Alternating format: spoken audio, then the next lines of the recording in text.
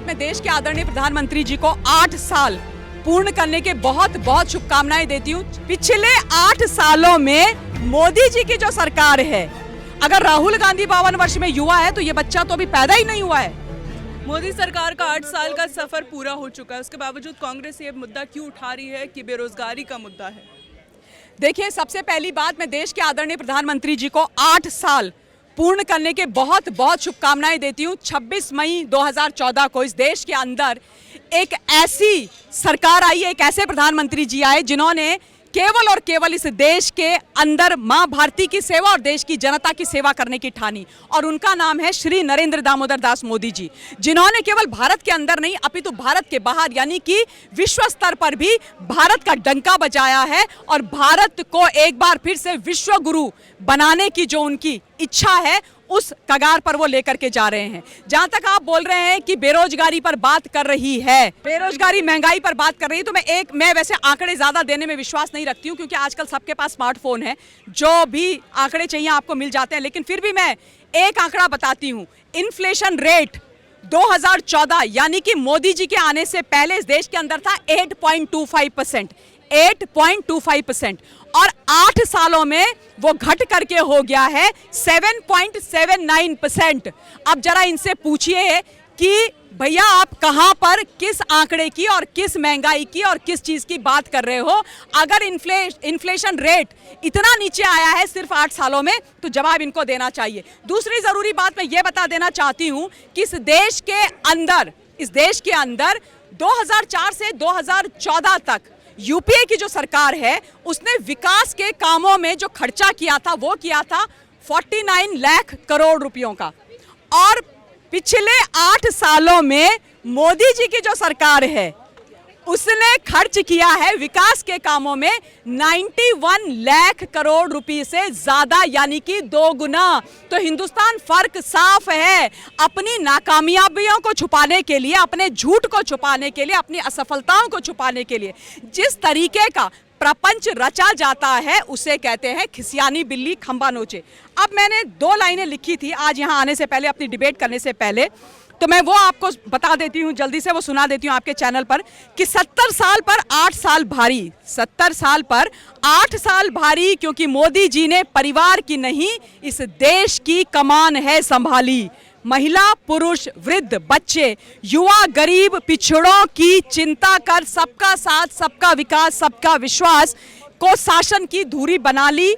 और आयुष्मान भारत योजना, 5 लाख का बीमा, पीएम उज्ज्वला योजना, 8 करोड़ परिवारों को देना, गरीबों को जनधन योजना से जोड़ना, सीधे खातों में पैसे भेजना, स्वच्छ भारत अभियान से महिलाओं के लिए इज्जत घर बनाना, पीएम किसान सम्मान निधि को डायरेक्ट लोगों के खातों में पहुंचाना, ये मैंने सिर्फ और पूरे भारत ने सिर्फ 8 साल में देखा है। मोदी जी के सुशासन ने दिखाया है। इसके आगे मुझे कुछ कहना नहीं है, क्योंकि सच्चाई जो होती है उसको किसी प्रमाण की जरूरत नहीं होती है। प्रत्यक्षम किम प्रमाणम, जो झूठ होता है उसके कोई पैर नहीं होते हैं, और झूठ को जिस तरीके से फैलाने की कोशिश की जा रही है उससे एक बात साफ है कि कांग्रेस जो एक जमाने में राष्ट्रीय पार्टी होती थी अब 10 जनपद की पार्टी बनकर के रह गई है, और उनके जो साथ के लोग हैं वो जिस तरीके से परेशान हैं, उनको सिर्फ और सिर्फ चिंतन करना चाहिए। और अगर कर सकते हो तो परिवारवाद से बाहर निकलो,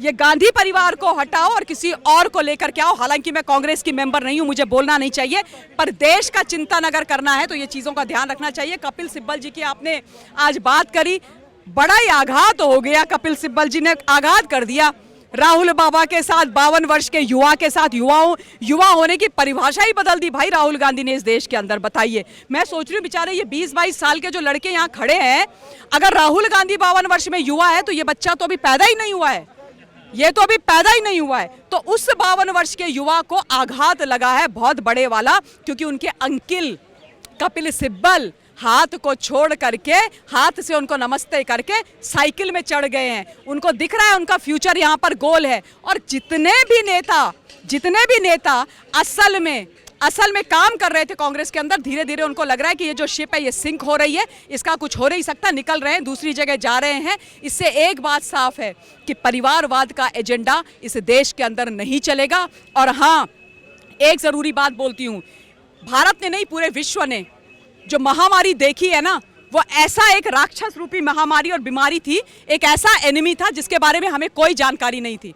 भारत उसमें भी विश्व गुरु बनकर के मोदी जी के नेतृत्व और तत्वाधान में बनकर के उभरा है। भारत पहला राष्ट्र है, इकलौता राष्ट्र है जिसने सबसे बड़ी वैक्सीनेशन ड्राइव विश्व के अंदर चलाई। दो खुद की अपनी कोविड की वैक्सीनेशन बनाई, अपने तमाम सारे लोगों को वैक्सीन लगवाई तो लगवाई, विदेशों में भी भिजवाई। और ये जो लोग बैठे हुए हैं ना, विपक्ष के नाम पर जो प्रपंच करते हैं, जिन्होंने जब वैक्सीन बन रही थी तो किसी ने बोला बीजेपी की वैक्सीन है, किसी ने बोला नपुंसक हो जाएंगे, सबसे पहले गए और दोनों की दोनों वैक्सीन अपने और अपने परिवार के बाजुओं में ठुसवा के ले आए। तो ये इनकी सच्चाई है।